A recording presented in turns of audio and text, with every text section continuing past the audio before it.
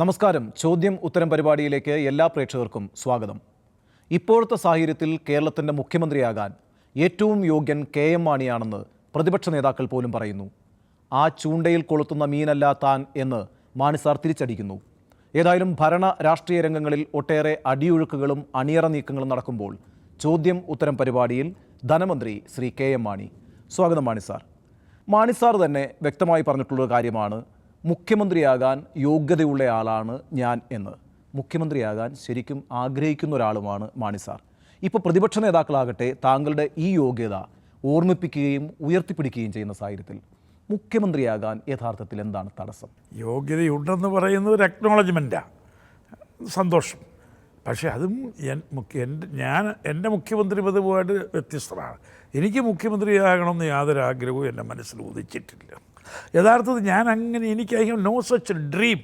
ഞാൻ അങ്ങനെ ഒരു സ്വപ്നം കാണുന്നില്ല. ഈ പാർലമെന്ററി രാഷ്ട്രീയത്തിൽ നിൽക്കുന്ന ഏതൊരാൾക്കും ഉണ്ടാകാവുന്ന ഒരു സാമാന്യമായ ആഗ്രഹമല്ലേ മുഖ്യമന്ത്രിയാകാൻ? അത് രണ്ടാണ്. ഇപ്പോൾ കേരള കോൺഗ്രസിനെ പറ്റി പറയുകയാണെങ്കിൽ കേരള കോൺഗ്രസ് ഒരു റീജിയണൽ പാർട്ടിയാണ്. ഞങ്ങൾക്കെപ്പോഴും ഞങ്ങളുടെ ലക്ഷ്യം ഒരു സംസ്ഥാനത്തിൻ്റെ ഭരണം രംഗത്തേക്ക്, അതിൻ്റെ നേതൃത്വത്തിലേക്ക് പാർട്ടി വരണമെന്നുള്ളതാണ്. അത് ഐഡിയോളജിക്കലായിട്ടുള്ള പാർട്ടി അതിനു വേണ്ടി ശ്രമിച്ചുകൊണ്ടിരിക്കും. ആ നിലയിലുള്ള ശക്തി ആർജിക്കാൻ വേണ്ടിയുള്ള ശ്രമം ഒരു വശമായിരിക്കും.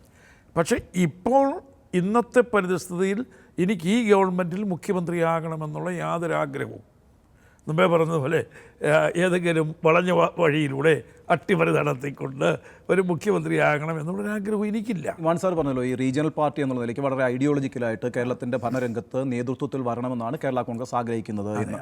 ഇപ്പോഴത്തെ ഒരു രാഷ്ട്രീയ സാഹചര്യം നോക്കൂ. നമുക്ക് തന്നെ അറിയാലോ, മാണി സാറിന് അറിയാമല്ലോ, മുമ്പ് EMS മന്ത്രിസഭ വീണതിന് ശേഷം PSP രണ്ടാം കക്ഷിയായിരുന്നു, പട്ടം താണുള്ള മന്ത്രി ആയിട്ടുണ്ട്.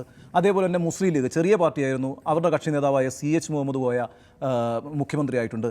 അതുപോലെ ഒരു രാഷ്ട്രീയ സാഹചര്യമല്ലേ ഇപ്പോൾ ഉരുത്തിരിഞ്ഞു വന്നിരിക്കുന്നത്? സാഹചര്യം എന്നുള്ളതല്ല ഇതൊക്കെ. അതിന് മുഖ്യകക്ഷി തന്നെ കക്ഷിയുടെ നേതാവ് തന്നെ മുഖ്യമന്ത്രി ആയിരിക്കണമെന്നില്ല. ചെറിയ കക്ഷിയുടെ നേതാവിനാകാം. അതൊക്കെ അതിന് കൺവെൻഷനുണ്ട്. അതല്ല പ്രശ്നം. മുഖ്യമന്ത്രിയെ ആക്കുന്നതൊക്കെ UDF. അല്ല, ഞാൻ പെട്ടെന്ന് എനിക്ക് മുഖ്യമന്ത്രിയാണെന്ന് പറയുകയല്ലല്ലോ ചെയ്യുന്നത്. മുഖ്യമന്ത്രിയാകുന്ന UDF പല ഘടകകക്ഷികൾ ചേർത്ത് ആ UDFിൽ ഒന്നിച്ചിരുന്നു കൊണ്ട് ആരാണ് നമ്മുടെ ഓരോ കക്ഷി അതിൻ്റെ നേതാവിനെ തിരഞ്ഞെടുത്ത് കഴിഞ്ഞാൽ നമ്മുടെ ജോയിൻറ്റ് പാർലമെൻ്ററി പാർട്ടിയുടെ ജോയിൻറ്റ് ലീഡർ ആരാ, അങ്ങനെയല്ലേ അതിൻ്റെ ഒരു വ്യവസ്ഥാപിതമായ മാർഗ്ഗം അതാ. ഒരാളെ തിരഞ്ഞെടുത്തു. അങ്ങനെയാണ് UDF ആണ് മുഖ്യമന്ത്രിയെ നിശ്ചയിക്കുന്നത്. ഇപ്പോൾ നമുക്കൊരു മുഖ്യമന്ത്രി ഉണ്ടല്ലോ. കഴിഞ്ഞ തിരഞ്ഞെടുപ്പ് കഴിഞ്ഞപ്പോൾ ഉമ്മൻചാണ്ടിയെ മുഖ്യമന്ത്രിയായി ജോയിൻറ്റ് പാർലമെൻ്ററി പാർട്ടി ലീഡറായി എല്ലാവരും കൂടെ തിരഞ്ഞെടുത്തു. അദ്ദേഹം അവിടെ നിൽക്കുന്നു, അദ്ദേഹം അവിടെ ഭരണം നടത്തുന്നു, അദ്ദേഹം മുഖ്യമന്ത്രിയാണ്. അപ്പോൾ ഇപ്പം മറ്റൊരു മുഖ്യമന്ത്രി, അത് ആ വിഷയം പ്രസക്തമല്ലല്ലോ.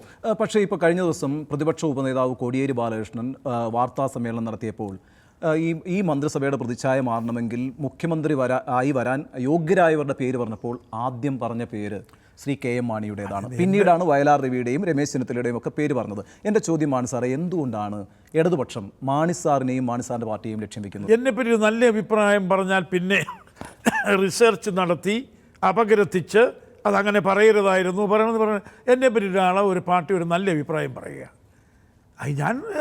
അത് ഓൾ റൈറ്റ്. നമുക്കൊരു വിഷമം തോന്നേണ്ട കാര്യമില്ലല്ലോ. ഇല്ല, മാണി സാർ വളരെ പരിചയസമ്പന്നനായിട്ടുള്ള ഒരു രാഷ്ട്രീയ പ്രവർത്തകനാണ്. ഇപ്പോൾ പ്രതിപക്ഷം മാണി സാർ ഏറ്റവും അർഹനാണ് മുഖ്യമന്ത്രിയാകാൻ എന്ന് പറഞ്ഞുകൊണ്ടിരിക്കുന്നത് സതുദ്ദേശപരമാണെന്ന് മാണി സാർ വിചാരിക്കുന്നുണ്ടോ? അവർ സൗദ്ദേശപരമായിരിക്കാം, ദുരുദ്ദേശപരമായിരിക്കാം, യാഥാർത്ഥ്യമായിരിക്കാം. നമുക്കതല്ലല്ലോ അതിൻ്റെ കാര്യം. എന്നോടൊരു ചോദ്യം, അവരങ്ങനെ ഒരു അഭിപ്രായം പറഞ്ഞു, അവരുടെ വിലയിരുത്തൽ അതായിരിക്കാം. എന്നെ സംബന്ധിച്ച് ഞാനത് തയ്യാറല്ലല്ലോ. മാണി സാറിന് അറിയുന്നൊരു കാര്യമുണ്ടല്ലോ, ഇപ്പോൾ ഈ അയോധ്യ സംഭവത്തിന് ശേഷം അന്ന് UDFിൻ്റെ ഭാഗമായിരുന്നു മുസ്ലിം ലീഗുമായി ചില അടവ് സഹകരണങ്ങൾ CPM നടത്തിയിട്ടുണ്ട്. പല പഞ്ചായത്ത് തെരഞ്ഞെടുപ്പുകളിലും ധാരണയോടുകൂടി അവർ മത്സരിച്ചിട്ടുണ്ട്. ട്രഷറി ബെഞ്ചിലിരിക്കുമ്പോൾ പ്രതിപക്ഷം നടത്തുന്ന വിമർശനങ്ങളോട് പ്രതികരിക്കാതിരുന്നിട്ടുണ്ട് സഭയിൽ ലീഗ്. അത്തരത്തിലൊരു അടവ് സഹകരണം ലീഗുമായി CPMന് അക്കാലത്തുണ്ടായിരുന്നു. അത്തരം സഹകരണം നടത്തിയിട്ടുള്ള ലീഗിനെ വിട്ടിട്ട് ഇപ്പോൾ KM മാണിയെയും കേരള കോൺഗ്രസിനെയും എന്തുകൊണ്ട് ഇടതുപക്ഷം ലക്ഷ്യം വെക്കും? ഞങ്ങൾക്ക് അങ്ങനെ ഒരു അടവ് നയമില്ല. എനിക്ക് മറ്റുള്ളവരുടെ പറയാനൊന്നുമില്ല. കേരള കോൺഗ്രസിന് അങ്ങനെ ഒരു അടവ് നയമില്ല. ഈ മുന്നണിയിലിരുന്നു കൊണ്ട് വേറെ ഒരു പുറത്തുള്ള ഒരാളുമായിട്ടൊരു പ്രേമം, അവരുമായിട്ടൊരു സഹവാസം, അവരുമായിട്ടൊരു സംസാരം, അങ്ങനെയൊന്നും ഞങ്ങൾക്കിപ്പോൾ ഇല്ല. സത്യത്തിൽ ഇത്തരത്തിലുള്ള പ്രതിപക്ഷത്തിൻ്റെയൊക്കെ ഇത്തരത്തിലുള്ള ചില അഭിപ്രായ പ്രകടനങ്ങൾ മാണി സാറെ മുന്നണിക്കുള്ളിൽ മാണി സാറിൻ്റെ ഒരു വിശ്വാസ്യതയെ ബാധിച്ചിട്ടുണ്ടോ? ഞാൻ ചോദിക്കാൻ കാരണം മന്ത്രിസഭയ്ക്ക് ചില പ്രതിസന്ധികളുണ്ട്, അല്ലെങ്കിൽ UDF ഒരു പ്രതിസന്ധിയിലേക്ക് പോകുന്നു എന്ന് മറ്റുമുള്ള പ്രചാരണങ്ങളുണ്ടായപ്പോൾ മാധ്യമപ്രവർത്തകർ തന്നെ മുഖ്യമന്ത്രി ഉമ്മൻചാണ്ടിയോട് ചോദിച്ചു, ഈ മന്ത്രിസഭയ്ക്കും UDFനും എന്തെങ്കിലും പ്രതിസന്ധി ഉണ്ടോ എന്ന്. താങ്കളുടെ പാർട്ടിയുടെ ചിഹ്നം 2 ഇലയാണ്. അന്ന് മുഖ്യമന്ത്രിയുടെ മറുപടി 1 ഇലയും അനങ്ങില്ല എന്നാണ്. വ്യംഗ്യമായി ആരെയാണ് സൂചിപ്പിച്ചത് എന്നൊക്കെ നമുക്കെല്ലാം അറിയാവുന്നതാണ്. അപ്പോൾ UDFിനകത്ത് മാണി സാറിൻ്റെ പാർട്ടിയോട് ഒരു അവിശ്വാസ്യത എപ്പോഴെങ്കിലും ഉണ്ടായിട്ടുണ്ട്? നിങ്ങളത് കൊടുക്കുന്ന വ്യാഖ്യാനമില്ലേ, 1 ഇലയും അനങ്ങിയിലെന്നുള്ള ഒരു പ്രയോഗമുണ്ട്. 2 ഇലയും അനങ്ങിയിലെന്നല്ലല്ലോ പറഞ്ഞത്, 1 ഇലയും അനങ്ങിയില. അത് നിങ്ങൾ വ്യാഖ്യാനിക്കുന്നു. ഇവിടെയാണ് ഈ കുഴപ്പം വരുന്ന മുഴുവൻ. വ്യാഖ്യാനങ്ങൾ ദുർവ്യാഖ്യാനങ്ങളുമാണ്. 1 ഇലയും അനങ്ങിയില്ലെന്ന് പറഞ്ഞാൽ ആരും അനങ്ങിയില്ലെന്ന് അതിൻ്റെ അർത്ഥം. ശരിയാ, ഞാനൊരു 1 ഇല പോലും അനങ്ങില്ല. അത് പഴയ കാലം മുതൽ മലയാളത്തിലുള്ള സ്ഥിരപ്രതിഷ്ഠ നേടിയ ഒരു പ്രയോഗമാണ്. അതപ്പോൾ 2 ഇലയാക്കി, എൻ്റെ ചിഹ്നമാക്കി 2 ഇല. ആ വ്യാഖ്യാനത്തിൽ ഞാൻ പിൻവാങ്ങുന്നു. മാണി സാറേ, എപ്പോഴെങ്കിലും പ്രതിപക്ഷത്തിൻ്റെ ഇത്തരത്തിലുള്ള പറച്ചിലുകൾ, ഇത്തരത്തിലുള്ള അഭിപ്രായ പ്രകടനങ്ങൾ മാണി സാറിനെ കുറിച്ചോ അല്ലെങ്കിൽ മാണി സാറിൻ്റെ പാർട്ടിയെക്കുറിച്ചോ ഒരു സംശയം മുന്നണിക്കുള്ളിൽ അതെന്തിനാ അങ്ങനെ സംശയം? എങ്ങനെയാ എൻ്റെ നിലപാടെന്തെന്നും എൻ്റെ ചെയ്തികൾ എന്തെന്നും അതാണ് ജനങ്ങൾ വിലയിരുത്തുന്നത്.